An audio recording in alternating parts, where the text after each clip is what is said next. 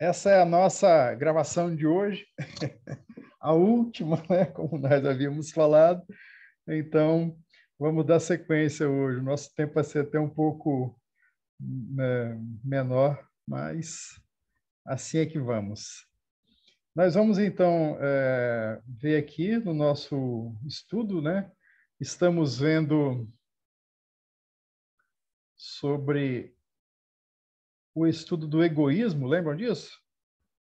Nós vamos finalizar o nosso grupo de estudos ainda tratando da questão do egoísmo e do orgulho. Do que nós vimos até agora, não sei se alguém poderia até nos ajudar aí na rememoração, né? Mas nós vimos que o egoísmo e o orgulho são o grande obstáculo à realização do bem aqui na Terra, e eles são inerentes, né? Fazem parte da forma mental de todos nós.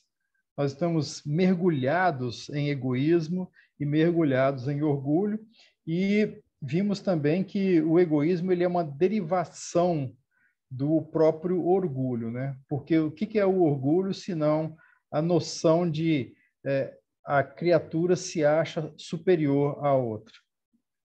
E por se achar superior à outra, ela se acha merecedora de todas as benesses, de todos os benefícios, de todas as regalias, e isso naturalmente dá como consequência o egoísmo, né? De querer para si primeiro em detrimento do outro. Vimos também que uma das situações que mais explicam, como Kardec traz para nós, o egoísmo é exatamente o instinto de conservação, que vem do nosso próprio processo de sobrevivência material.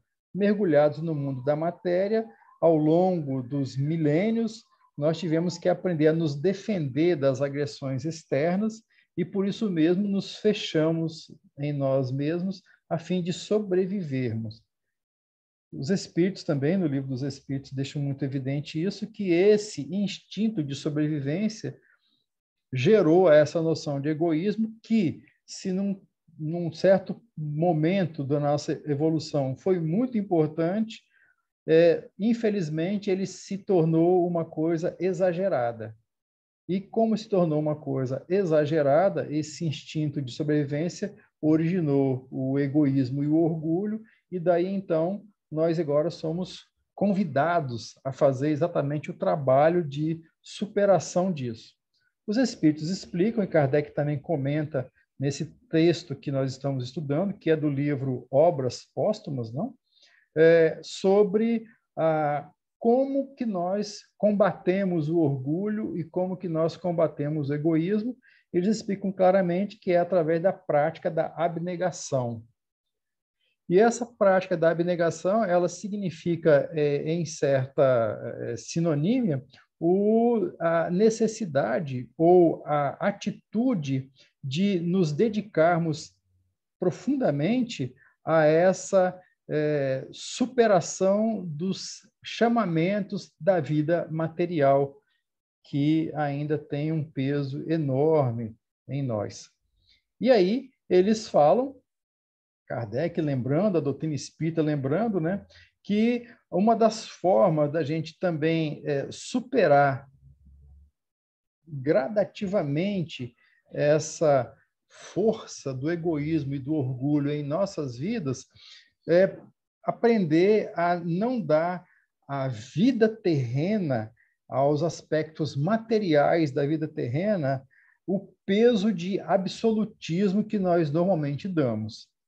Então, os nossos haveres, as nossas riquezas, as nossas posses materiais, nós nos dedicamos a não só conquistá-las, mas como a preservá-las e a aumentá-las de uma tal forma que, a pretexto disso, nós passamos por cima das outras pessoas, massacramos, né, agredimos, vilipendiamos, né, e superamos qualquer tipo de entrave moral em função disso. Então, a questão fundamental para todos nós é exatamente aprendermos a entender que, sendo um espírito imortal, que cada um de nós é, a gente está começando a saber, mas a gente às vezes não sente isso na sua plenitude, nós passemos a ter uma noção de ver, como nós finalizamos na semana passada, a vida futura como objetivo. E se nós conseguirmos ver a vida futura é a vida espiritual, né?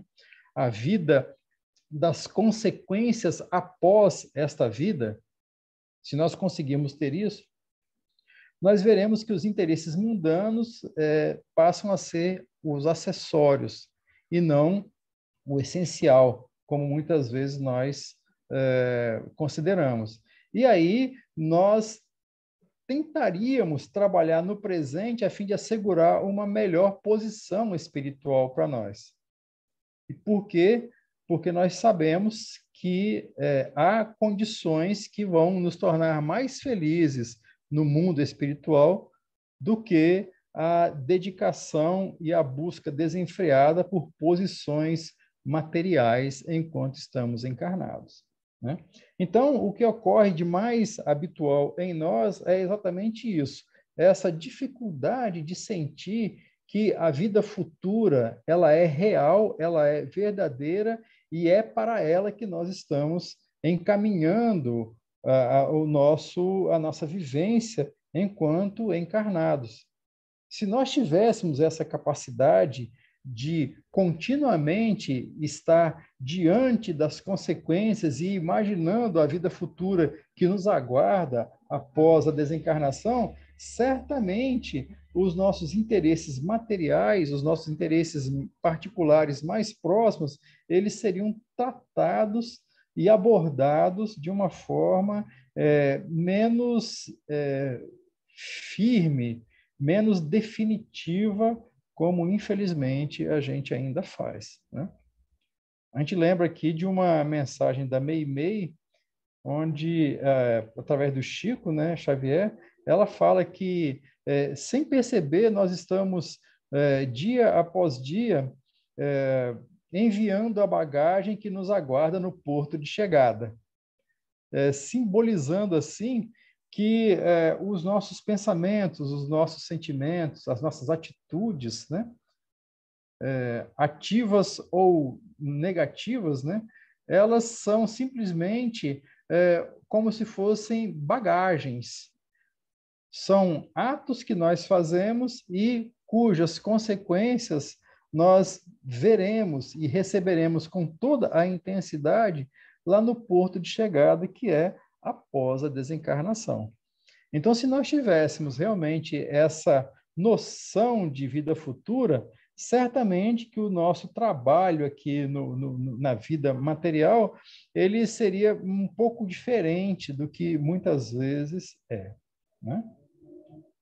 Então, pessoal, só mais uma vez, né? Quem quiser interromper, por favor, fique à vontade. Aqui nós vamos, então, dar sequência, né, ao estudo até onde nós conseguimos hoje. Pelo que toca aos interesses terrenos, podem os humanos criar-lhe obstáculos.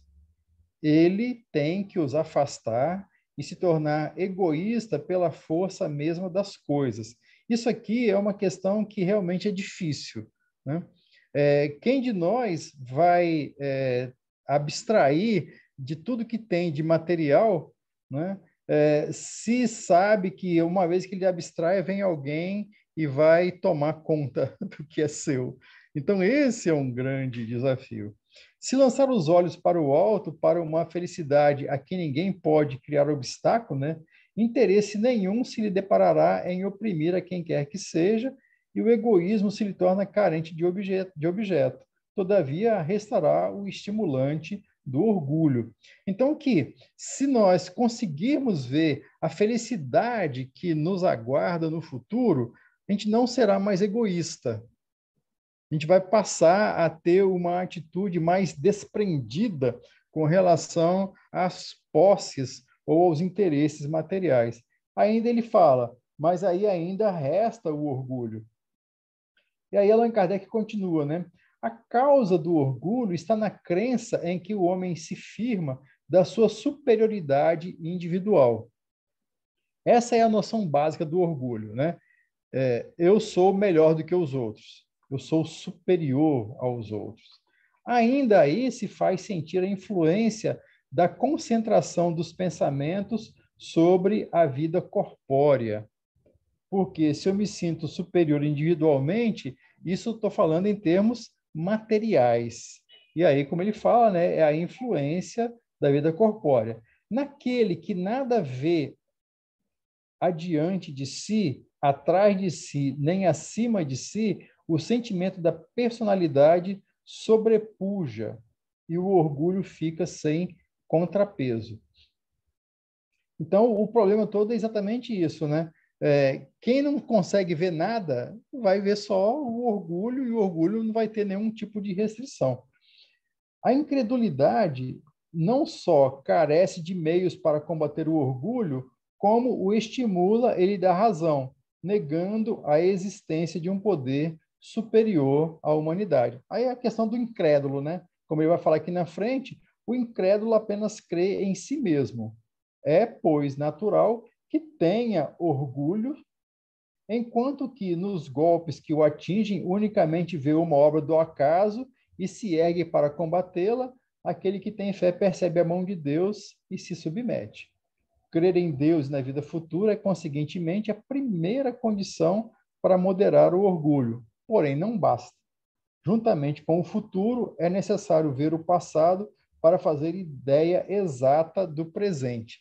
Então, aqui, Allan Kardec está lembrando para nós, de uma forma bastante evidente, né, que a questão do orgulho ela está relacionada com a falta da confiança ou da confiança, não, a crença na existência do próprio Deus.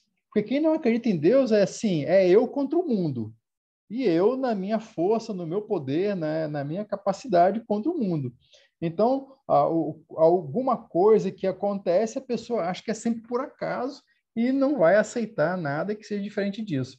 Quem acredita em Deus já tem um outro contexto de ver, né, os acontecimentos. E, naturalmente, né, para quem, como nós, já conhece, já começa a conhecer o passado e começa a saber sobre o futuro, tem uma noção mais clara do presente, nessa situação, a gente também começa, de alguma forma, a diminuir as influências do orgulho em nossa vida, diferentemente de quem não tem esse tipo de conhecimento. Para que o orgulhoso deixe de crer na sua superioridade, cumpre se lhe prove que ele não é mais do que os outros e que estes são tanto quanto ele, que a igualdade é um fato e não apenas uma bela teoria filosófica e que estas verdades ressaltam da preexistência da alma e da reencarnação. Nesse contexto aqui, Allan Kardec deixa evidente para nós como que o fato de conhecermos a reencarnação nos auxilia no entendimento da vida e naturalmente nos torna menos orgulhosos, porque a gente sabe que a gente não é nada mais do que ninguém que está encarnado ou desencarnado nesse planeta. Se momentaneamente alguns de nós conseguem ter uma proeminência, se tornar mais conhecido, mais lembrado, mais citado ou mais qualquer outra coisa, nós estamos informados que o nome disso chama-se responsabilidade. E que aí não há nenhum lugar para imaginar que isso torne essa criatura melhor do que as outras. Ao contrário, torna-a mais responsável se ela for consciente desse contexto que a própria doutrina espírita nos traz, não é mesmo? Então, esses são conhecimentos que vão aliviando em nós a força do orgulho, porque nós sabemos exatamente isso, né? que muitas das nossas tendências mais íntimas são infelizes, e que se são infelizes é porque o nosso passado não nos recomenda espiritualmente. Por que ter orgulho disso, né? Uma das coisas que me fez lembrar aqui agora, né? Agora já nem tanto mais, mas na década de 80, 90, até nos anos 2000 era mais 80 e mais 90, né? Era comum as pessoas quererem saber o que elas tinham sido em reencarnações anteriores, né? E aí era comum alguém falar assim, fulano foi um nobre, fulano foi um rei, fulana foi uma rainha, foi uma princesa e tal, tal, tal. Ninguém nunca foi pobre, ninguém nunca foi escravo, ninguém nunca foi índio, ninguém nunca foi simples. Era só um orgulho gigantesco por parte das pessoas em querer se achar, percebe? Então, a doutrina espírita, ela vai nos dando elementos de análise para observar exatamente isso, né, pessoal? Puxa, se nós somos alguns 7 bilhões de encarnados, não existiram 7 bilhões de nobres no planeta. Existiram alguns milhares de nobres no planeta que reencarnam aí de vez em quando nas condições mais difíceis que possam existir. Por que a gente vai achar que a gente é superior a alguém se o nosso passado diz claramente que não foi assim, né? Não E existia tanto... plebeu, né? Como é que é? Não existia plebeu serviçal, não? Não, não, só existia nobre. Os espíritas, então, muitos deles sempre acharam que foram nobres, reencarnados. Coitados de nós. Doce ignorante. É, É ignorância mesmo, é isso aqui que Kardec aborda, né? É uma questão de orgulho em disfarçado, né? E aí a gente é bom se precaver com relação a tudo isso, né? E muitas vezes, numa situação reversa, a gente se lembra aqui também de um conto, né? De uma passagem do Humberto de Campos, que ele fala que tinha um grande rei, né? Com a sua carruagem, seus vassalos, seus domínios, e tinha um mendigo, né? Que vivia nos domínios daquele rei, e esse mendigo reclamava o tempo todo, porque o rei não fazia nada, o rei era um tremendo, sabe como é que é, assim, um boa vida, enquanto que ele aí, mendigo, né, sofria tudo, lutava tudo e não ganhava nada, e aquela coisa toda. Aí o Humberto fala que desencarnam o mendigo e o rei, né? E aí o mendigo continuar naquela situação. Aí os espíritos falam assim, muito bem, agora você vai reencarnar como rei. Ah, que bom. Aí ele fala assim, que bom que você vai ver o tamanho das responsabilidades que vão pesar sobre os seus ombros. Que bom que você vai ver o tanto de tempo que você vai ter que se dedicar a todos os demais, e que bom que você vai ver que aquilo que você via quando você era mendigo não era nenhuma das realidades verdadeiras, percebe? Então, no caso aí, o mendigo era o orgulhoso, percebem? Era Aham. orgulhoso o mendigo. E ele achava que aquela posição era o máximo, então ele invejava aquela posição. Então, o problema todo é exatamente isso, né? Achar que existe algum tipo de superioridade quando a gente conhece a reencarnação. E a vida mostra, né, que não é nada disso, né? E aí, Allan Kardec ainda continua conosco aqui explicando, né?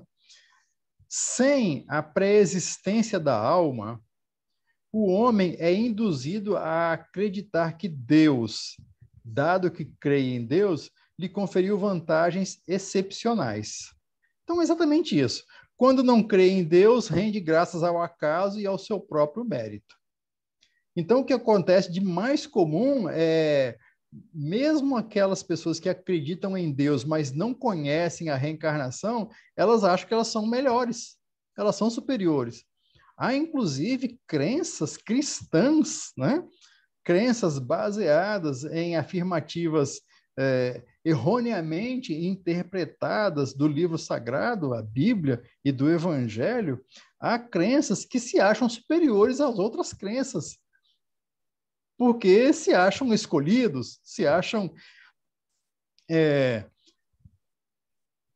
tornados por Deus melhores do que os outros e acham que com isso são melhores e condenam, inclusive, as outras crenças, percebe? Então, essas pessoas, elas acham que elas têm vantagens sobre as outras. E quando não creem em Deus, acham que o único efeito são o esforço delas mesmas, né?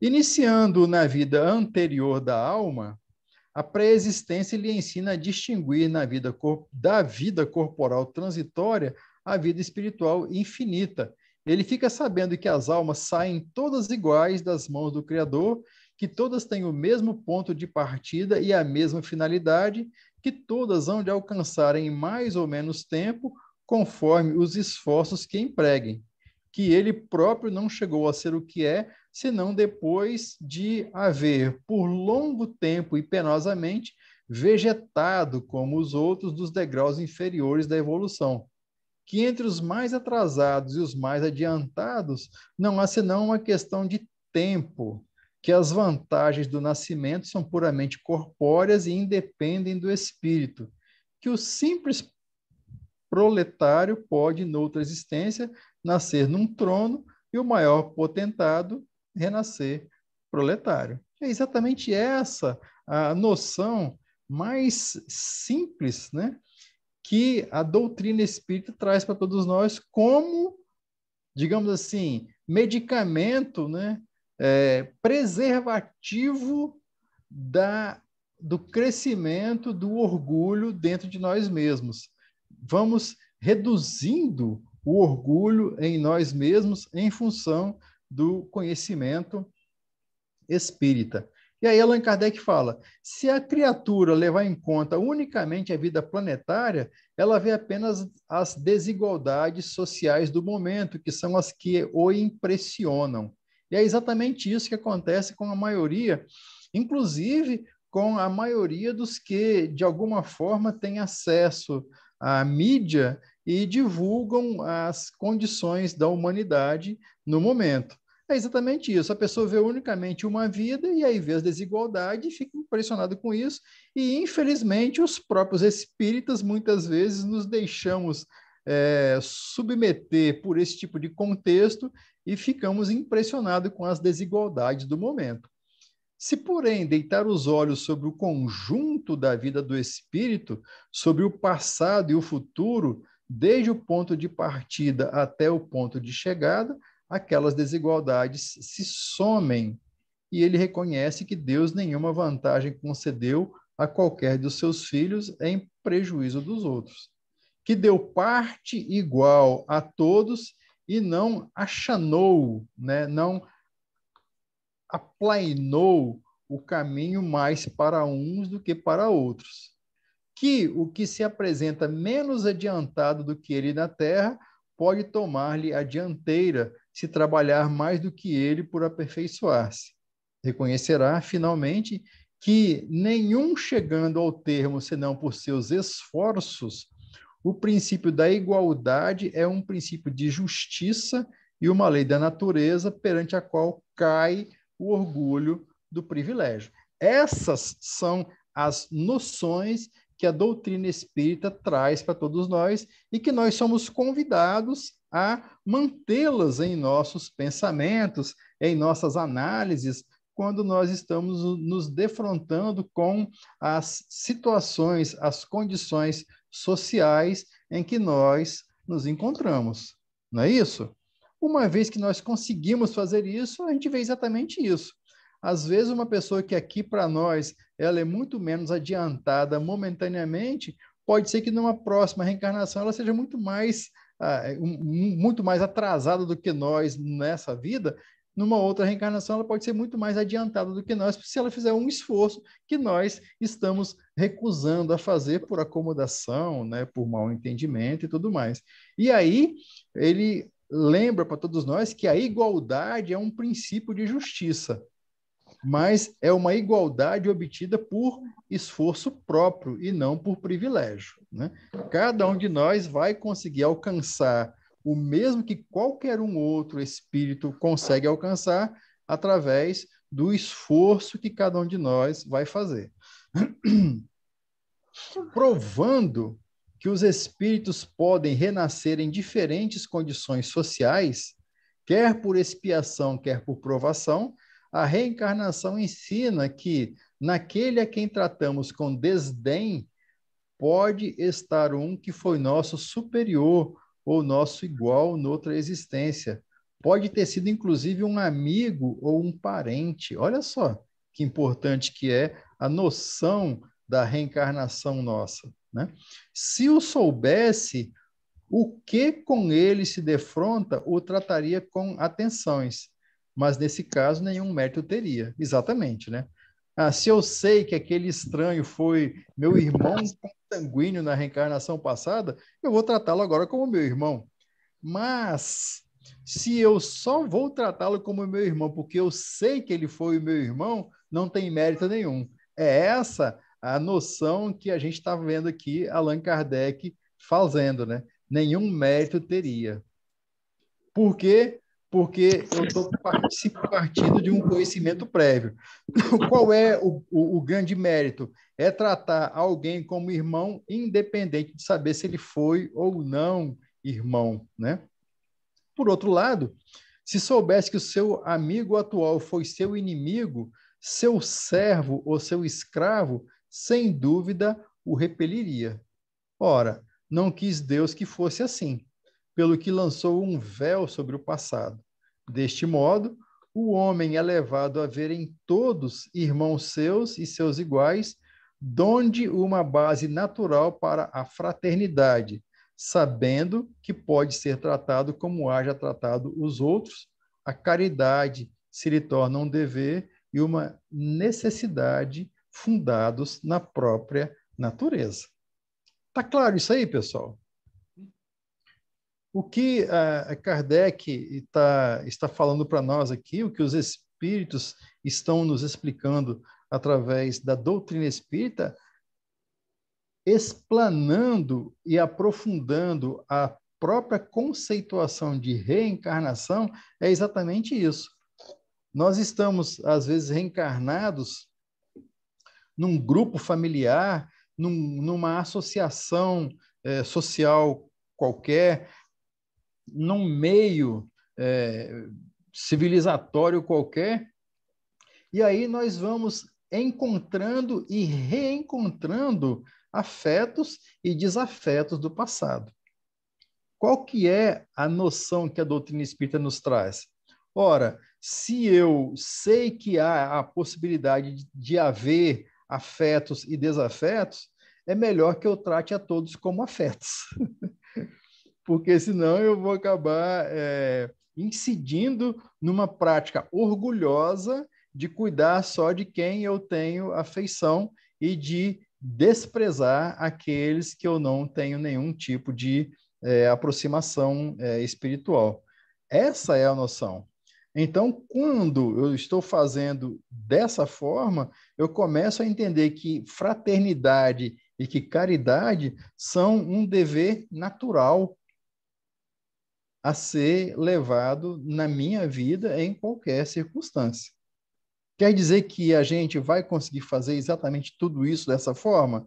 Ainda não, porque ainda nós raciocinamos, mas muitas vezes não sentimos. À medida que o nosso sentimento fosse afeiçoando a esse conceito, a esse entendimento, naturalmente nós começaremos a olhar para um estranho e emitir pensamentos agradáveis na direção daquela criatura, independente de qual que é o sentimento que ela nos inspire. Percebem? Porque quando nada seria uma questão de sabedoria. Somente. Né? É verdade, é verdade, é verdade. E essa ação sábia, ela decorre naturalmente do conhecimento espírita que nós estamos nos apropriando dele, não é? Porque se nós conseguirmos fazer tudo isso, nós estaremos dando um passo enorme nessa prática fraterna, né? Com certeza. E como Allan Kardec bem questiona os espíritos e como os espíritos respondem, e depois como Kardec comenta a resposta dos espíritos, né? Quando ele pergunta qual era o verdadeiro sentido da palavra caridade, como entendia Jesus, e aí Allan Kardec vai falando, né, que nós precisamos de ser indulgentes com as imperfeições alheias, porque nós precisamos das indulgências dos outros para nossas próprias imperfeições. Então, assim, se eu olho para alguém que não me inspira bons sentimentos e desejo todo o bem para aquela criatura, eu estou, de alguma forma, emitindo para o universo, emitindo para as potências espirituais superiores o seguinte: eu estou tentando superar a minha própria imperfeição. E, naturalmente, dessa forma, a gente vai se tornando digno de continuar fazendo tais esforços. E vamos demonstrando até para aquelas pessoas que não nos inspiram simpatia, mesmo inconscientemente, aí entra a noção do magnetismo, né? Eu estou emitindo energias agradáveis, energias fraternais. Então, não é da própria noção do evangelho que a gente recebe de acordo com aquilo que a gente dá, não é assim? Então, se eu estou tentando fazer esse trabalho de emitir essas energias positivas, naturalmente eu vou receber do mesmo padrão, que não venha dessa criatura, mas que venha da própria, né, proteção espiritual para todos nós. O nosso coração se torna mais leve, né? A nossa vida se torna mais leve em função do esforço que nós estamos a fazer de autossuperação. Então, Allan Kardec assim ainda nos ensina. Jesus assentou o princípio da caridade, da igualdade e da fraternidade, fazendo desse princípio, uma condição expressa para a salvação. Mas estava reservado à terceira manifestação da vontade de Deus, ao Espiritismo, pelo conhecimento que faculta da vida espiritual, pelos novos horizontes que desvenda e pelas leis que revela, sancionar este princípio, provando que ele não encerra uma simples doutrina moral, mas uma lei da natureza que o homem tem o máximo interesse em praticar.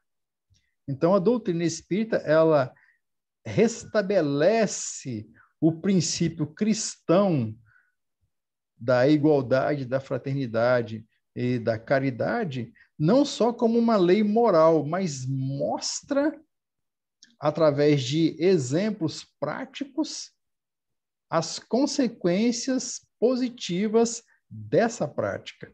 E fala, né? É uma lei da natureza que nós temos o máximo interesse em praticar, por isso que nós estamos falando até agora, né? Estamos num processo de autossuperação espiritual. Ora, o homem a praticará desde que, deixando de encarar o presente como o começo e o fim, compreenda a solidariedade que existe entre o presente, o passado e o futuro, no campo imenso do infinito, que o Espiritismo lhe faz entrever, anula-se a sua importância capital e ele percebe que, por si só, nada vale e nada é, que todos têm necessidades uns dos outros e que uns não são mais do que os outros. Duplo golpe no seu egoísmo e no seu orgulho, e é exatamente assim, né, que nós vemos e entendemos o aprendizado que nós estamos fazendo aqui na Terra. Naturalmente que esse duplo golpe no egoísmo e no orgulho, em função desse conhecimento que nós estamos começando a ter, ainda não foi desferido em nós como deverá ser, né?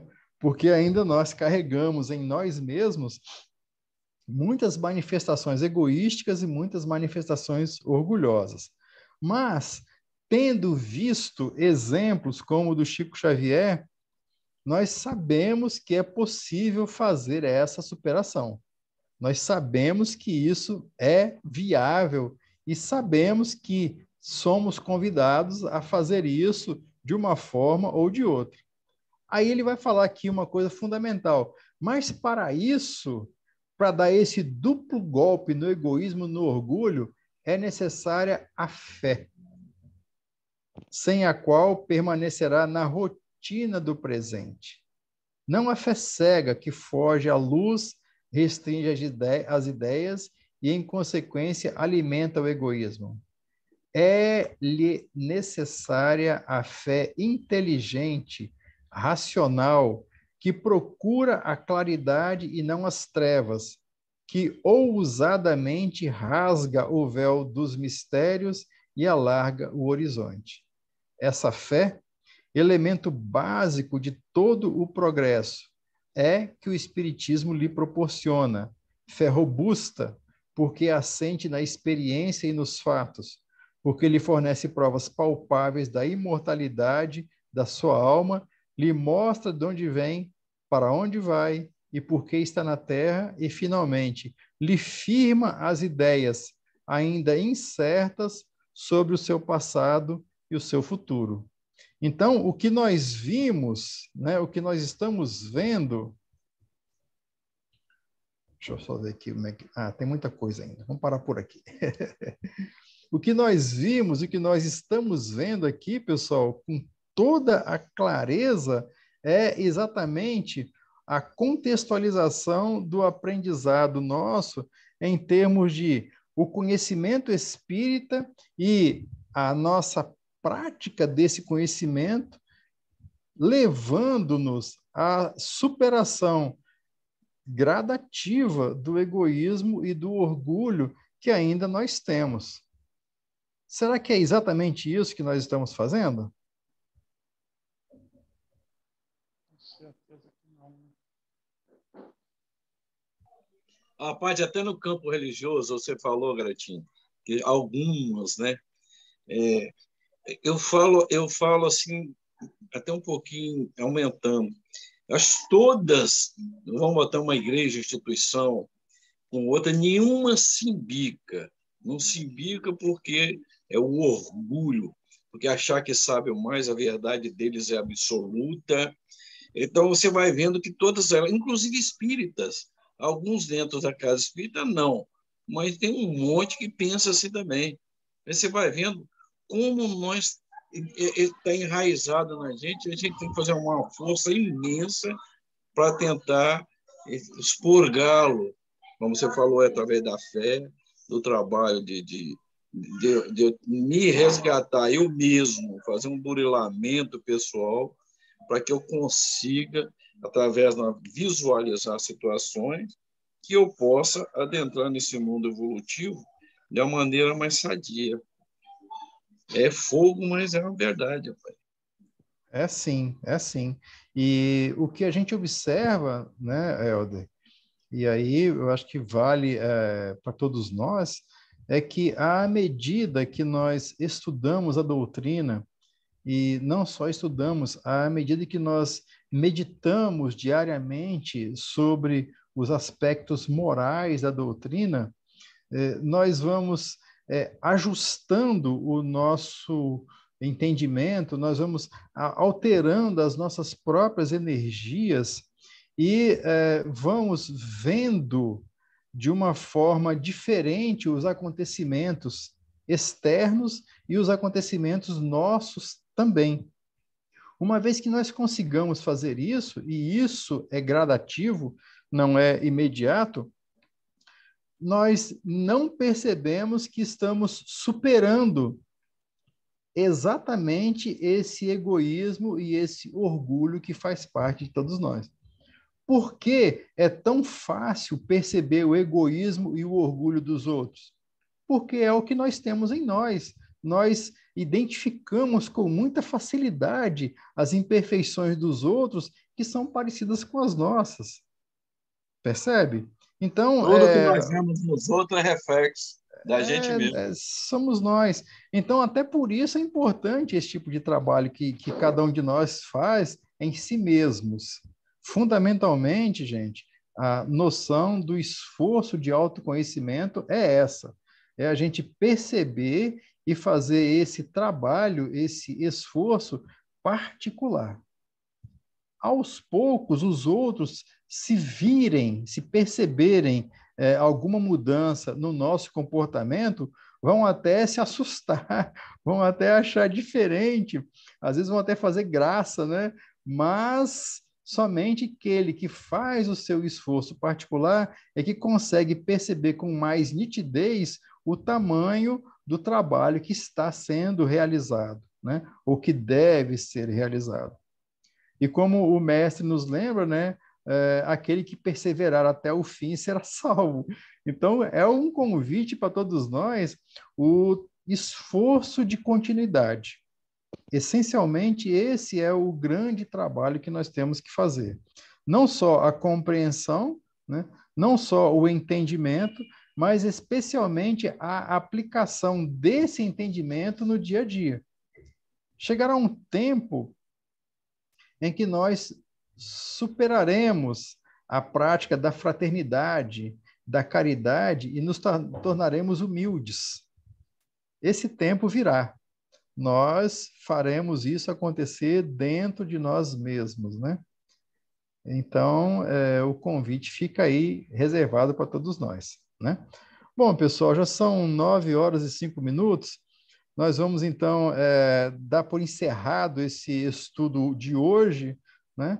E também o estudo online que nós fizemos até agora. Eu, particularmente, agradeço demais a todos vocês, os que estão aqui hoje conosco, e todos aqueles que estiveram conosco ao longo desses períodos de estudo online, pela participação, pelo carinho, pela amizade, pela colaboração que tiveram, né? Por nos suportar também. E a gente, então, convida a todos, aqueles que puderem, né, estarem conosco a partir da semana que vem, no dia 16, aos sábados, às 19 horas, lá na Casa Espírita Cristã, para a nossa sequência de estudos desse mesmo livro, só que já presencialmente falando. O nosso grupo de estudos, ele online, ele se encerra hoje, infelizmente, né? E como nós estávamos falando no início, nós temos lá aos sábados um grupo de estudos às 19 horas sobre o autoconhecimento e um outro grupo de estudos às 17 horas sobre estudo e prática do magnetismo. Então, como nós falamos no início, né, todos aqueles que tiverem interesse em participar de um ou de outro serão bem-vindos. Jotinha, se você quiser vir de Linhares para morar aqui em Vila Velha para participar do estudo conosco também, você está convidado, viu? Na próxima reencarnação. Na próxima reencarnação tá bom. Não é? Pelo Mas menos está só pensando ótimo. positivo. É isso. Então, pessoal, eu vou convidar todos para uma prece de encerramento. Eu mesmo vou fazer a prece dessa vez, né? Eu vou até aqui finalizar a nossa gravação antes.